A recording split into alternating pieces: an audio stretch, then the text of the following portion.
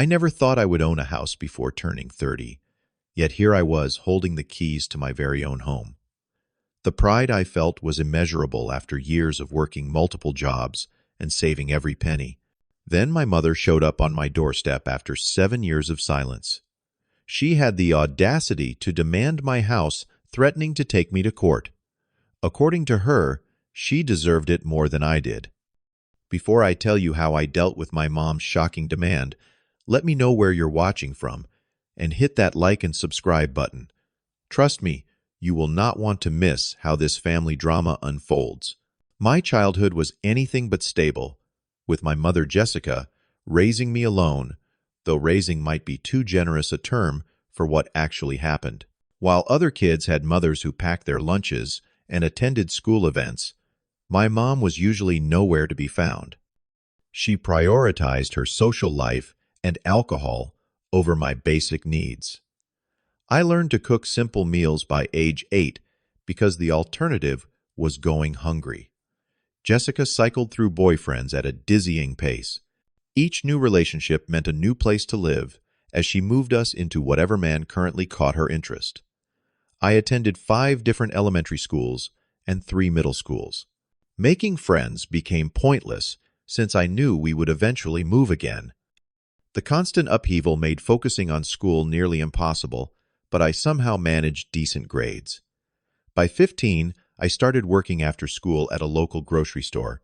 My paychecks went toward buying my own clothes, school supplies, and often food. Jessica would regularly borrow money from my wallet when her own funds ran dry, usually after spending her paycheck at the bar. She never paid me back despite her promises. The breaking point came shortly after my 18th birthday. Jessica brought home Brad, her newest boyfriend. He was loud, drank heavily, and made no secret of his dislike for me. One evening, I came home from my shift to find my belongings piled near the front door. "You need to find somewhere else to stay." Jessica slurred, barely looking at me. "Brad is moving in, and we need your room." "This is my home, too," I argued, exhaustion from my double shift, making my voice crack. "I have nowhere to go." "Not my problem," she shrugged. "You are an adult now. Figure it out." When I refused to leave, immediately the situation escalated. Jessica screamed that I was ungrateful, that I had never appreciated all she had sacrificed for me. The irony was almost laughable. "You are not even worth being called my son," she spat. "Get out and do not come back." I packed 2 bags with whatever I could fit, some clothes, a few books, and the small amount of cash I had hidden from her. Walking out that door was simultaneously the hardest and easiest thing I had ever done. Hard because I was now officially homeless. Easy because I was finally free from her chaos. That night, I slept on a friend's couch, and for the next few months, I bounced between friends' homes while working full-time and applying to colleges. I was determined to build a better life. College life presented its own challenges. Without parental support, I had to secure loans and scholarships while maintaining multiple part-time jobs. My schedule was brutal: classes in the morning, work until late evening, then studying until midnight.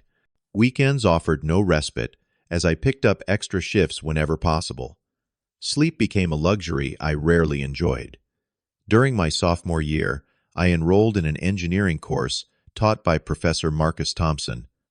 Unlike other professors who barely knew students' names, Marcus noticed my exhaustion and frequent yawning in his morning class. After one particularly rough day when I nearly fell asleep during his lecture, he asked me to stay behind. "Tyler, is everything okay? You seem to be struggling to stay awake in class." Too tired to make excuses, I explained my situation, working 30 hours weekly while taking a full course load, no family support, barely making ends meet. Instead of the lecture I expected about prioritizing academics, Marcus offered me a research assistant position in his lab. The pay was better than my current jobs, the hours more flexible, and most importantly, the work related to my field of study. "Everyone needs help sometimes," he said simply. "You have potential." I would hate to see it wasted because the system is stacked against students like you. Marcus became more than just my employer. He became a mentor, offering guidance about classes, career paths, and life in general. For the first time, I had someone who believed in me. After graduation, I landed a job at a software engineering firm in the city. The starting salary seemed astronomical compared to my previous income, but I maintained my frugal lifestyle. Every extra dollar went into savings for my ultimate goal, homeownership. For 3 years, I lived in a tiny studio apartment, drove an ancient car that frequently broke down and limited my social activities. My coworkers thought I was strange for bringing lunch every day and declining happy hour invitations.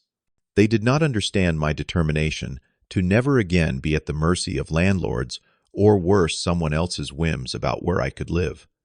The day I began house hunting remains vivid in my memory. The real estate agent, Sophia, showed me several properties within my budget. Most needed significant renovations, but I did not mind.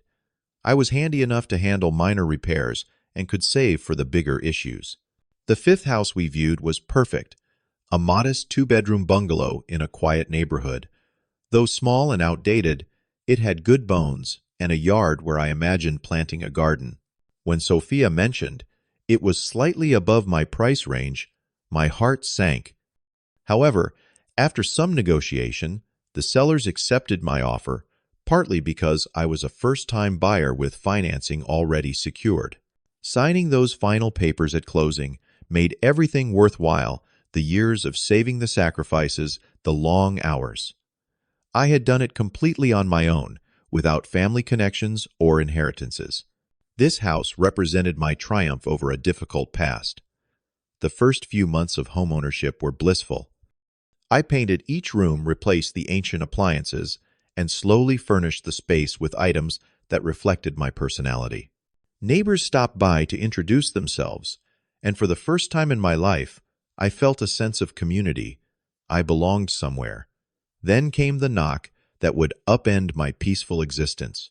Opening the door on a Sunday evening, I found myself staring at a face I had not seen in 7 years.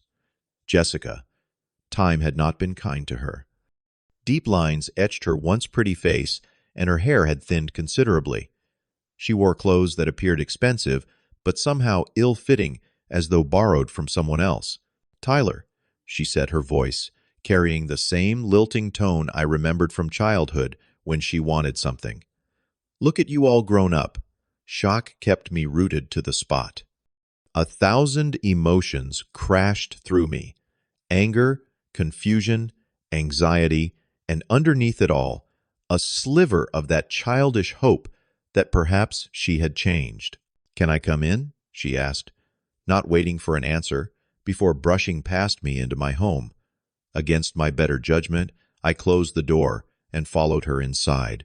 She wandered through my living room, trailing her fingers over my furniture and examining the photographs on my walls. "Nice place you have here," she commented, settling onto my couch as though she belonged there.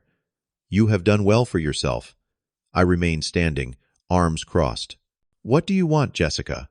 Her smile faltered slightly at my use of her first name. "Cannot a mother visit her son? I have missed you. 7 years is a long time to miss someone without picking up the phone." She sighed dramatically. "I know we parted on bad terms. I want to make amends." I doubted her sincerity, but offered tea out of basic courtesy. As the kettle boiled, she asked questions about my life, my job, my friends, how I afforded the house. I answered, vaguely uncomfortable with sharing personal details. Eventually, she revealed her true purpose. "I am in a bit of a situation," she admitted. "James and I broke up, and well, I had to leave his place. I am between homes right now." The familiar pattern emerged. Jessica was in trouble and looking for someone to rescue her. That someone, as always, was supposed to be me. "I just need a place to stay for a few weeks," she continued. "Just until I get back on my feet. You have this whole house now. Surely you can spare your mother a room." "I cannot help you."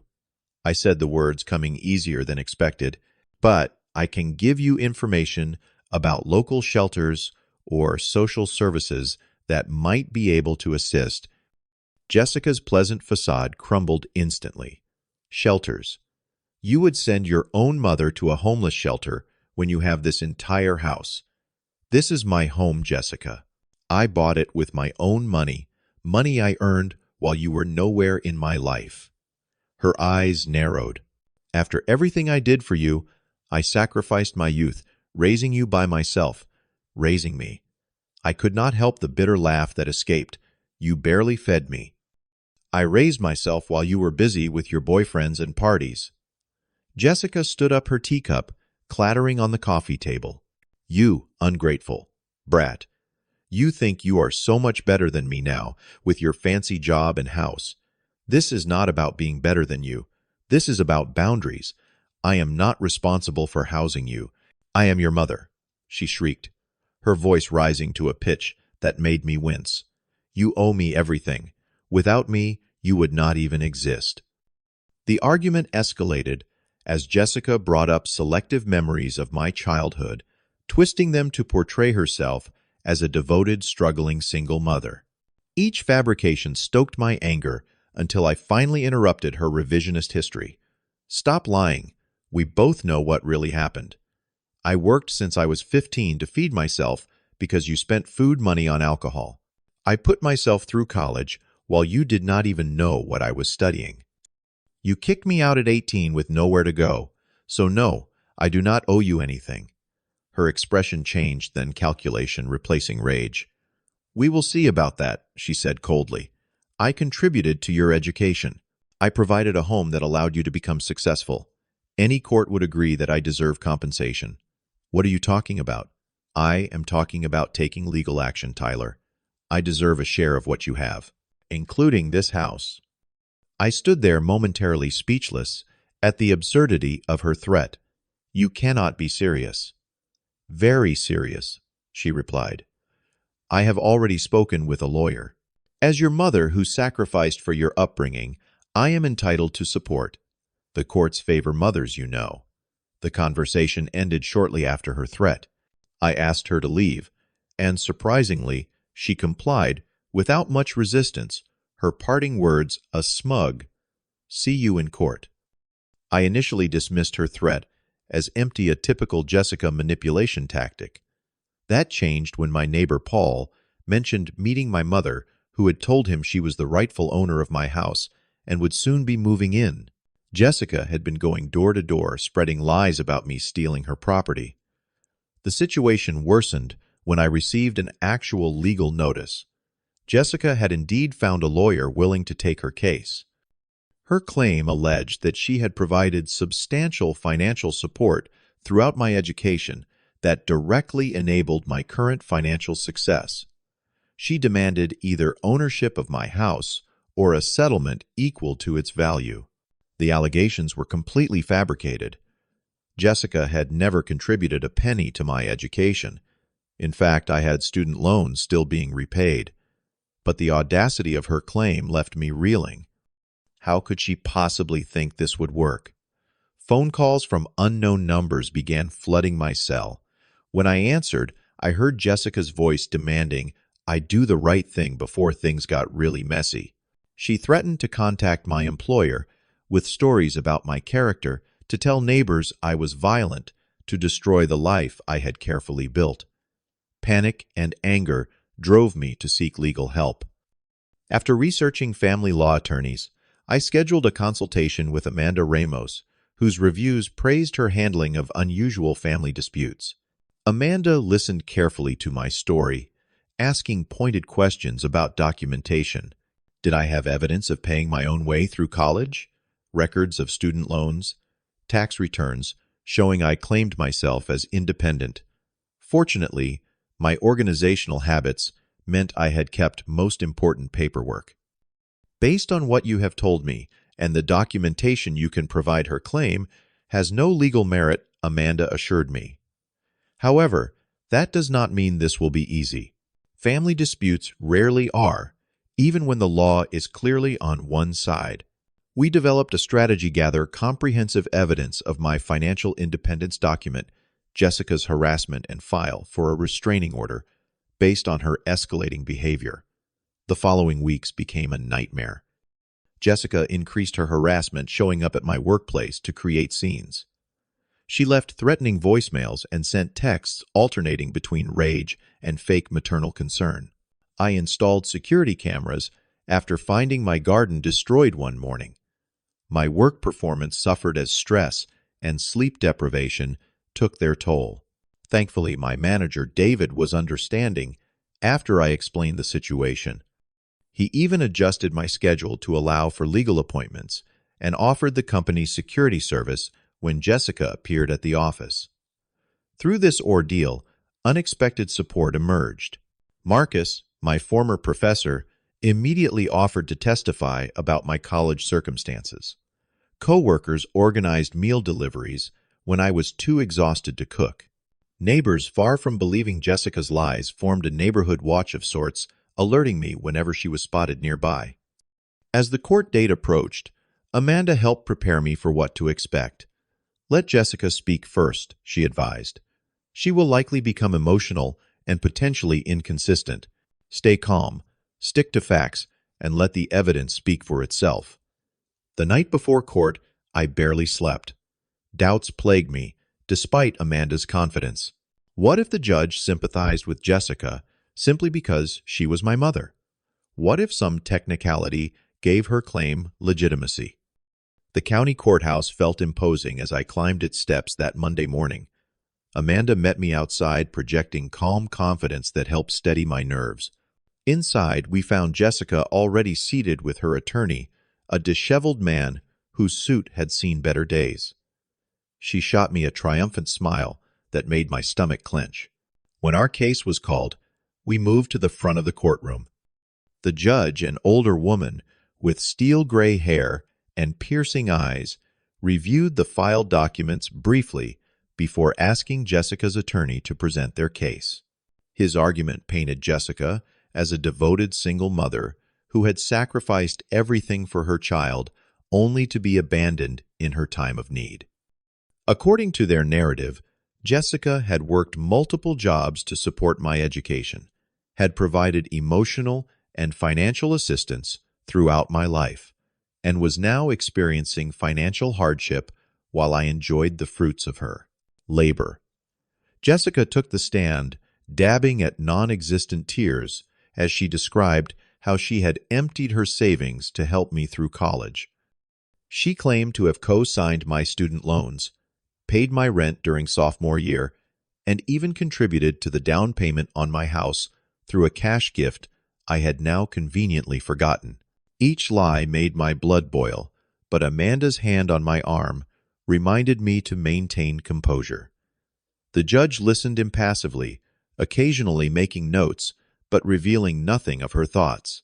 When it was our turn, Amanda methodically dismantled Jessica's claims. She presented my scholarship letters and student loan documentation, showing I was the sole borrower. My tax returns from age 18 onward proved I had claimed myself as an independent. Letters from employers confirmed my work history during college. Most damaging to Jessica's case were the records Amanda had subpoenaed. Jessica's own tax returns never showed me as a dependent after age 16, and her bank records revealed no substantial withdrawals that could have gone toward my education or housing.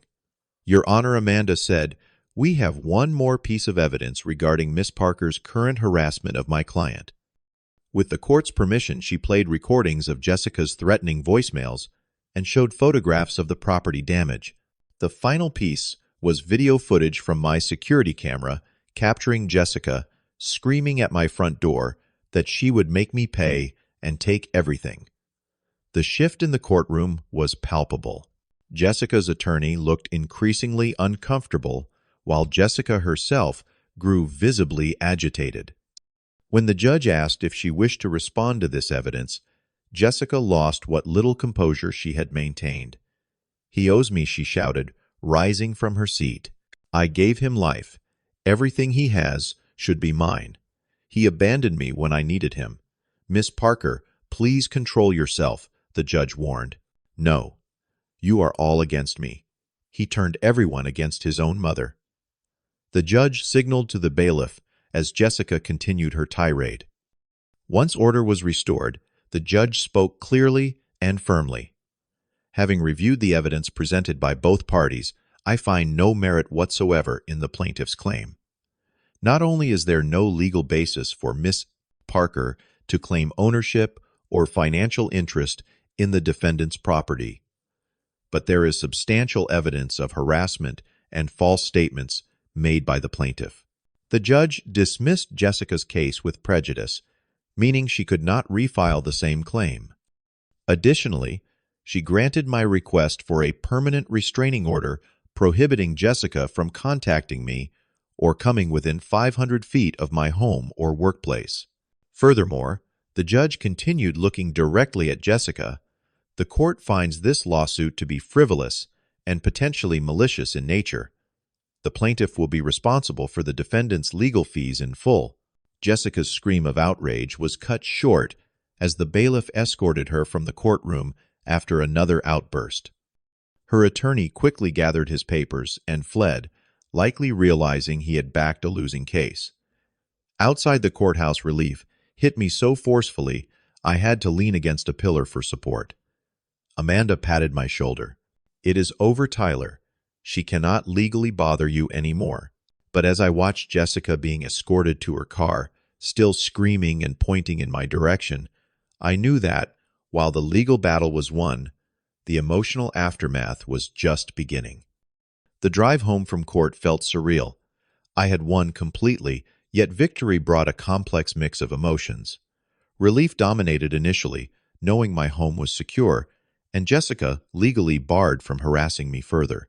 But beneath that relief lurked sadness for the mother I never truly had, and anger that she would rather exploit me than take responsibility for her life. Entering my house that evening, I saw it through new eyes. These walls now represented not just independence, but a definitive boundary between my past and future. I had defended this space, this life I built. It belonged to me in a way that transcended mere legal ownership. The following days passed in a haze as I processed everything. Friends called to check on me, concerned about my unusual silence. I assured them I was fine, just tired. But the truth was more complicated. How do you explain mourning the loss of a relationship that was never healthy to begin with? 2 weeks after the court case, I found myself sitting across from Dr. Winters, a therapist specializing in family trauma. Initially reluctant to seek help, Marcus had convinced me that professional guidance might help navigate the emotional fallout. "What you are experiencing is common for people with backgrounds like yours," Dr. Dashanan Winters explained during our third session. "You are grieving not just the recent conflict, but the mother you deserved and never had." Over several months of therapy, I began untangling the complicated emotions surrounding Jessica. The guilt that had periodically plagued me since cutting contact dissolved as I recognized it was not my responsibility to sacrifice my well-being for someone who consistently harmed me, biological connection notwithstanding. Dr. Winters introduced me to a support group for adults with estranged family members. Meeting others with similar experiences proved incredibly healing. Some had maintained careful boundaries with toxic parents. Others had completely severed ties. All understood the unique pain of family betrayal in a way most friends could not, no matter how sympathetic. "Family is not just blood," said Grace, a woman in her 50s who had not spoken to her abusive father in decades. "Family is who shows up, who respects your boundaries, who celebrates your joys and comforts your sorrows." Those words resonated deeply.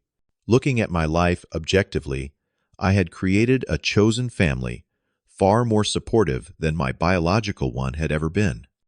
Marcus checking in weekly coworkers turned friends who rallied around me during the legal battle, neighbors who brought home cooked meals when I was too stressed to cook, even Amanda, who had gone above and beyond legal representation to ensure I was okay. As months passed, I poured energy into making my house truly mine. I built bookshelves for my growing collection, planted a vegetable garden in the backyard, and repainted every room. Each improvement erased Jessica's shadow, a little more replacing negative associations with pride in creating something beautiful. The one-year anniversary of the court case arrived on a perfect spring day.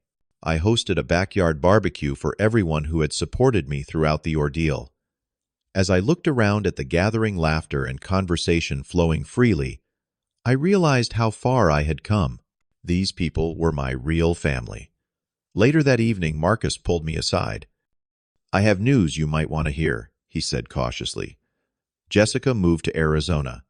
A former colleague spotted her working at a restaurant there. Surprisingly, the information caused no distress." "Good," I said simply. "I hope she finds whatever she is looking for. You do not hate her." Marcus seemed surprised. "Hating her would give her power over me. She does not deserve," I explained. "I have spent too much energy on anger already.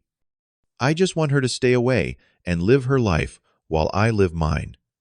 That conversation marked a turning point. I had feared Jessica's shadow would forever darken my achievements, that I would always look over my shoulder expecting her next attack.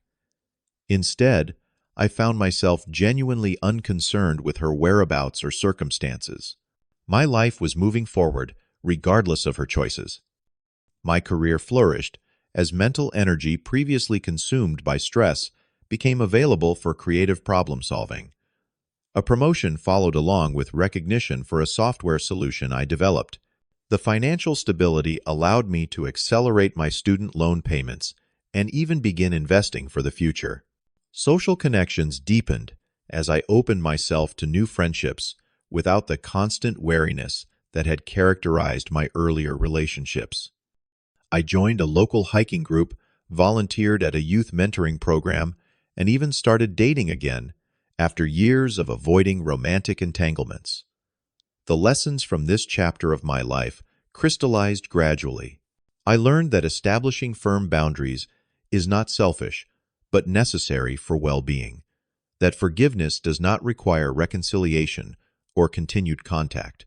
That family is defined by actions and choices, not merely by biology. Most importantly, I discovered resilience within myself far beyond what I had recognized.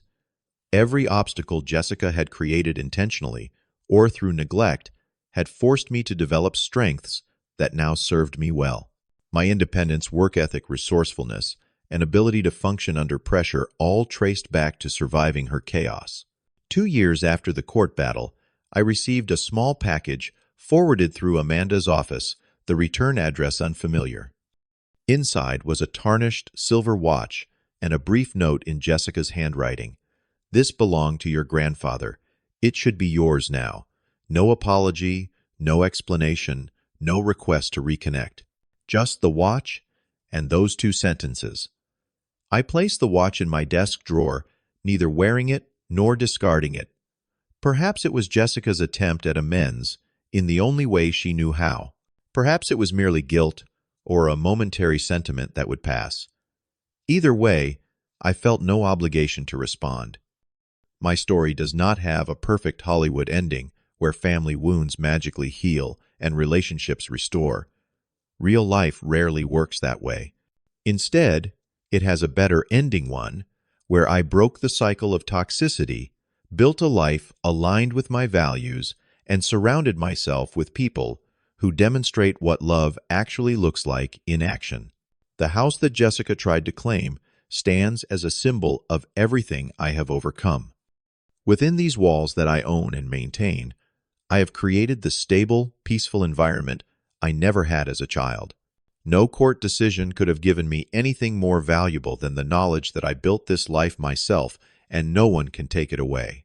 Have you ever had to set difficult boundaries with family members? Did it make you stronger in the end? Let me know in the comments below. If this story resonated with you, please like and subscribe to hear more real-life experiences. Share this video with someone who might need to know they are not alone in family struggles. Thank you for listening to my journey, and remember that sometimes the family we choose matters more than the family we are born into.